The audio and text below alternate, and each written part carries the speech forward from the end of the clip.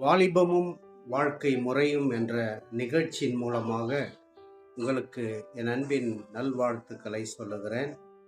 வாலிபர்களாக இருக்கிற உங்களுக்கு இக்காலத்து சூழ்நிலைக்கு ஏற்றவாறு சில நன்மைகளை, வார்த்தைகளை கற்றுக்கொள்ள வேண்டியது அவசியமாக இருக்கிறது. ஒரு சபைக்கு போகிறவர்கள் தன்னுடைய வாழ்க்கையில் எப்படிப்பட்ட ஒரு நடைமுறை உள்ள வாழ்க்கையாக மாற வேண்டும், குடும்பத்தில் ஒரு நல்ல ஒரு பக்குவப்பட்ட ஒரு வாழ்க்கையாக வாழவும் வாலிபர்கள் அறிந்து கொள்ள வேண்டும். வேதத்தில் நீதிமொழிகள் 11ஆம் அதிகாரம் 14ஆம் வசனம் சொல்லுகிறது, ஆலோசனை இல்லாத இடத்தில் ஜனங்கள் விழுந்து போவார்கள், அநேக ஆலோசகர்கள் உண்டானால் சுகம் உண்டாகும். இந்த வார்த்தையை சற்று தியானித்து பார்க்கும் பொழுது வேதம் சொல்லுகிறது, ஆலோசனை இல்லாத இடத்துல ஜனங்கள் விழுந்து போவார்கள். எந்த இடத்துல ஆலோசனை இல்லையோ அந்த இடத்துல அவர்கள் தாறுமாறாய் அவர் இஷ்டம் போல நடக்கக்கூடிய காரியங்கள் ஏராளம் நடக்கும்.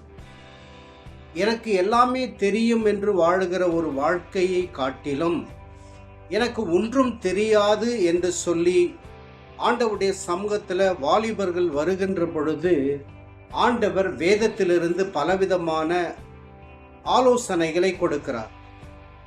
அந்த ஆலோசனை எடுத்துக்கொண்டு நாம் பக்குவப்படும்படியான ஒரு வாழ்க்கை வாழுகிற பொழுது அந்த இடத்துல ஆண்டவர் வாலிபர்களுடைய வருங்காலத்தை அவர் நல்ல முறையிலே ஆசீர்வதிக்க அவரால் கூடும்.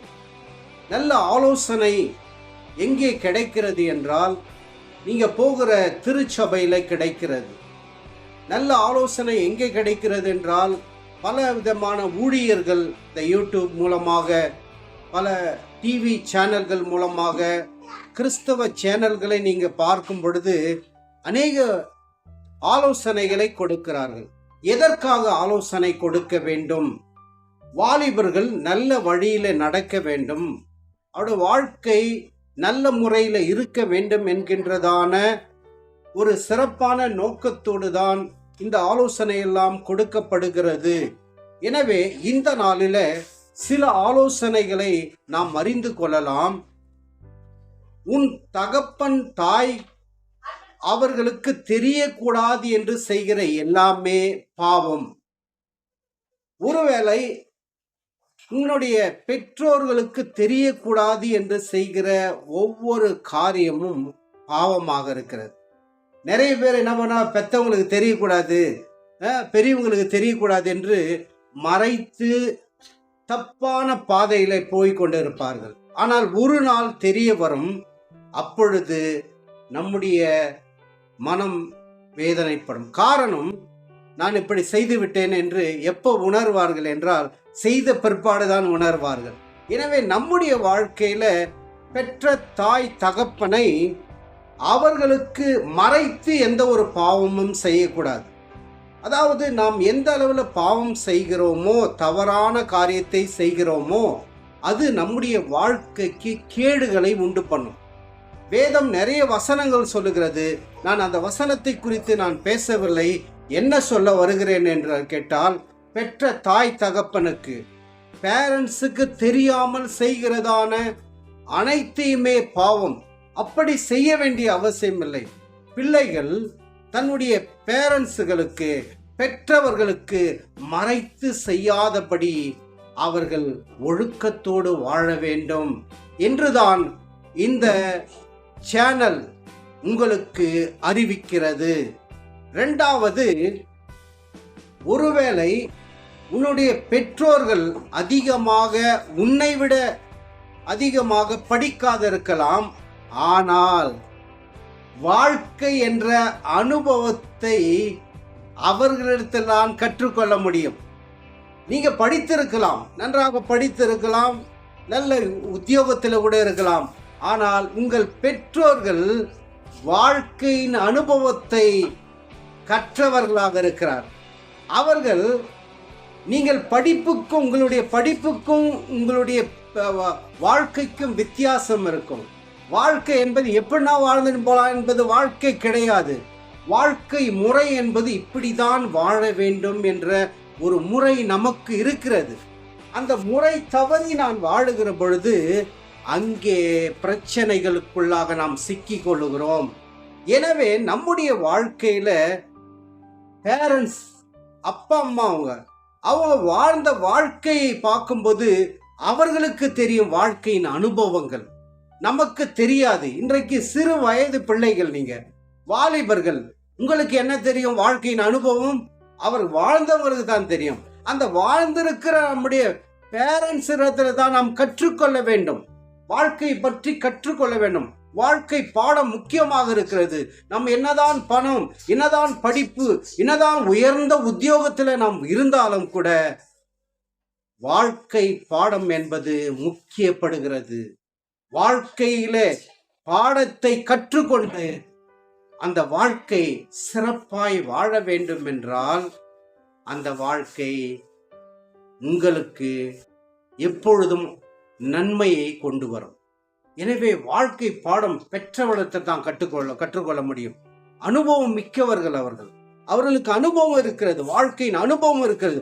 ஆனால் வாலிபர்களாக உங்களுக்கு அந்த அனுபவம் வராது. படித்திருக்கலாம், அறிவு வளர்ந்திருக்கலாம்.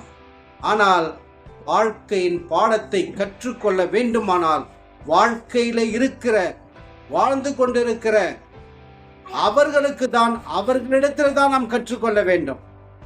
இது ரொம்ப முக்கியமானது. மூன்றாவது, உங்களுக்கு பலவிதமான பிரச்சனைகள் இருக்கலாம். அந்த பிரச்சனைகளை பெற்றோரிடத்தில் தான் ஆலோசனை கேட்க வேண்டும், அல்லது உங்கள் சபை ஊழியரிடத்துல நீங்கள் ஆலோசனை கேட்க வேண்டும். ஏன்னா வாலிபர்களுக்கு உடல் சம்பந்தமாக, மன சம்பந்தமான, இந்த உலக கலாச்சாரத்தின் இருக்கிற இந்த சூழ்நிலைக்கு தக்க மாதிரி நமக்கு பலவிதமான பிரச்சனைகள் வரும். ஆனால் அந்த பிரச்சனையின் மத்தியில நமக்கு வருகிற அந்த பிரச்சனைக்கு தீர்வு காண நம்ம பெற்றவர்களிடத்தில் தான் கேட்கணும். பெற்றவங்களுக்கு தெரியும், என் பிள்ளையை எப்படி வளர்த்துருக்கிறேன்னு தெரியும். அந்த பெற்றவரிடத்துல நாம் கேட்க, எனக்கு இந்த மாதிரி பிரச்சனை இருக்குது, நான் என்ன செய்யணும் அம்மா, என்ன செய்யணும் அப்பா என்று தன்னுடைய பெற்றோரிடத்துல தான் அந்த பிரச்சனைகளுக்கு தீர்வு கேட்க வேண்டும். இரண்டாவது யார் இடத்துல கேட்கணும்னா, உங்க சபை போதகரிடத்துல பிரச்சனைக்கு தீர்வு கேட்கணும்.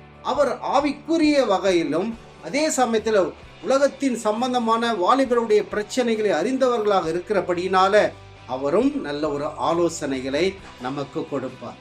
அதனால ஆலோசனை ரொம்ப ரொம்ப முக்கியம் என்பதை அறிய வேண்டும். பெற்றவர் முதலிடம், பெற்ற தாய் தகப்பன், அடுத்து ஊழியக்காரர்களுக்கு நம்ம அவங்களுக்கு கேட்கும்போது ஆலோசனை, சரியான ஆலோசனை கொடுத்து நம்மை நடத்துவார்கள். நான்காவது பார்க்கும்போது, நம்முடைய விருப்பங்கள் ஏராளமாக இருக்கலாம். ஆனால் நம்மை தேவனுடைய சித்தத்துக்கு ஒப்பு கொடுக்க வேண்டும். நம்முடைய விருப்பங்கள் இந்த உலகத்தையே மடக்க வேண்டும் என்று கூட விரும்பலாம். ஆனாலும் அதனால் அது ஆகுமா? ஆகாது. ஆனால் தேவனுடைய சித்தத்திற்கு நேராக நம்மை ஒப்பு கொடுக்கும் பொழுது நம்முடைய வாழ்க்கையை அழகுபடுத்தி ஆசீர்வதிக்கிறவராக இருக்கிறார். காரணம், நம்மை அறிந்தவர், நம்மை தாயின் கர்ப்பத்திலே அறிந்து கொண்டிருக்கிற ஆண்டவர், உங்க வாலிப வயதுல நீ எப்படிப்பட்டவர் என்பதை அறிந்திருக்கிற ஆண்டவர், அவருடைய சித்தத்துக்கு நேராக ஒப்பு கொடுக்கும் போது உங்களுடைய வாழ்க்கை எப்படி இருக்க வேண்டும் என்கின்ற சித்தம் அவருக்கு தான் தெரியும். உனக்கும் எனக்கும் தெரியாது, ஆனால் ஆண்டவருக்கு மாத்திரம் தெரியும். எனவே உங்களுடைய விருப்பங்களை தேவனுக்கு முறையிடுங்க. ஆனாலும் கூட உங்களுடைய சித்தத்தை ஆண்டவர் சரியான நேரத்துல, ஒருவேளை திருமணத்தை குறித்தோ, ஒருவேளை ஏதோ ஒரு காரியத்தை குறித்தோ உங்களுக்குள் பலவிதமான சிந்தனைகள் இருக்கலாம். ஆனால் தேவனிடத்தில் உங்களை ஒப்புவிக்கும் போது ஆண்டவராகிய தேவன் தக்க சமயத்துல உங்களுக்கு தெளிவை கொடுத்து அவருடைய சித்தத்துக்கு நேராக நம்மை நடத்த அவரால் முடியும். ஐந்தாவது, தகுதியான உடையை உடுத்தி அவயங்களை மறைக்கவும், டைட் ஃபிட் போன்ற டிரெஸ்ஸுகளை உபயோகப்படுத்தாமல் பொதுவாகவே டிரான்ஸ்பரண்டா இருக்கிற ஆடைகளை அணியாமல் இருப்பது நல்லது. காரணம், உடையை அணிவதுடைய நோக்கமே தன்னுடைய அவயங்களை மறைப்பதற்காக. உடையை சரியான முறையிலே நாம் போட்டுக்கொள்ளும் பொழுது மற்றவருடைய பார்வை நம்மேல் விழாது. அது நம்மேல் விழுகின்ற பொழுது அது தவறான ஒரு சிந்தனைக்குள்ளாக நம்மால் ஏற்படுகிறது என்பதை நாம் மறந்து போகக்கூடாது. எனவே நாம் உடையை ஒரு ஒழுக்கத்தோடு அணிந்து கொள்ள வேண்டும். எல்லா அவயங்களும் ஒழுக்கமாய் இருக்க வேண்டும். எல்லா அவயங்களுக்குள்ள அணிகிற ட்ரெஸ் ஒழுக்கமாக இருக்க வேண்டும். காரணம், ஆண்டவர் கற்பித்திருக்கிறார். வேதம் சொல்லுகிறது. உபாகமம் 22ஆம் அதிகாரம் 5ஆம் வசனத்தை நீங்க வாசித்து பாருங்கள். அதுல தேவனாகிய கர்த்தர் இப்படி ஸ்திரீகள் அணிய வேண்டிய உடையை புருஷர்கள் அணியக்கூடாது, புருஷர்கள் அணியக்கூடிய ஆடையை புருஷர்கள் அணியக்கூடாது என்று 2 பேருக்குமே ஆண்டவர் சொல்லுவதை நாம் பார்க்க முடிகிறது. நம்முடைய வாழ்க்கையில நாம் தகுதியான ட்ரெஸ்ஸை போட வேண்டும். ஒரு ஃபிட்டிங்கோடு, நல்ல டைட் ஃபிட்டிங்கோடு போகும்போது அந்த அவையை வெளிப்படுத்தி காட்டும் பொழுது அதனால இச்சைகள் பரவுகிறது. அதனால் உலகமும் உலக மக்களும் சிந்தனை மாற்றத்தினால பலவிதமான தவறான கெட்ட பழக்கத்திற்கு போக வேண்டிய ஒரு நிலை கூட நம்மால் தள்ளப்படுகிறோம் என்பதை நாம் மறந்து போகாமல், அதனால நாம் ஒழுக்கத்துள்ள தகுதியான ஆடையை அணிவிக்க வேண்டும் என்று சொல்லி நான் உங்களிடத்துல அன்பாய் கேட்கிறேன். அடுத்த காரியத்தை நாம் பார்க்கும்போது, தேவ சமூகத்துல ஒன்றை நாம் அறிந்து கொள்ள வேண்டும்.